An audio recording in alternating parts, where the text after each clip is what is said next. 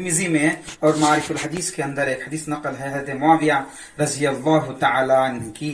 تو ایک مرتبہ حضرت معاویہ خط لکھے اما جان عائشہ رضی اللہ تعالی عنہ کو. خط میں لکھا کہ اما جان مجھے کوئی نصیحت فرما دیجئے. ہے کوئی آج نصیحت پوچھنے والا؟ ہے کوئی آج کہ وقت کا امیر ہے اور نصیحت پوچھ رہا ہے؟ وقت کے خلیفہ ہیں.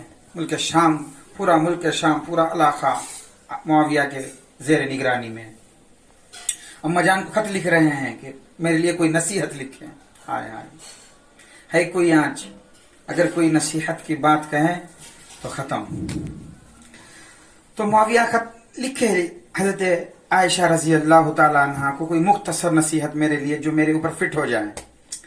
تو لکھا ہے کہ اما جان عائشہ رضی اللہ تعالی عنہ جب خط پہنچا تو انہوں نے اس کے پیچھے لکھا، خطبہ لکھا، پھر اس کے بعد کہا کہ اما بعد، اور میں نے اللہ کے نبی علیہ الصلوۃ والسلام کو یہ کہتے ہوئے سنا.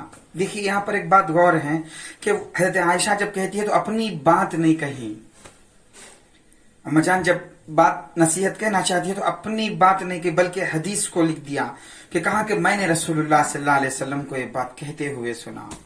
کہ معاذ، اے معاویہ، کہ یاد رکھنا اللہ کے نبی علیہ الصلوۃ والسلام نے فرمایا کہ جب بندہ کوئی اللہ سے ڈرتا ہو، کسی اور سے نہیں ڈرتا، صرف اللہ کی رضا ہی اس کی مقصود ہو، اللہ کی رضا کو ڈھونڈنے کے لیے اور اللہ کی رضا کو حاصل کرنے کے لیے وہ کسی بڑے سے بڑے بادشاہ ہو، بڑے سے بڑا جابر بھی کیوں نہ ہو، ظالم کے سامنے بھی کیوں نہ ہو، یا امیر کے سامنے بھی کیوں نہ ہو، وہ اپنے حق بات کے اوپر اڑے رہیں، حق بات بولنے سے نہ ہٹیں. تو اللہ تعالیٰ پوری مخلوق کو اس کے تابع کر دے گا. لا تخف لومۃ لائم، کسی ملامت کرنے والے سے مت ڈرو، صرف اللہ کی رضا کو مقصود رکھے، تم اپنی بات کہو تو کسی کی بھی پرواہ نہ کرو گے. اے معاویہ، تم اگر ایسا کرو گے اللہ تعالیٰ پوری مخلوق کو تمہارے تابع کرے گا، سب تیرے تابع ہوں گے.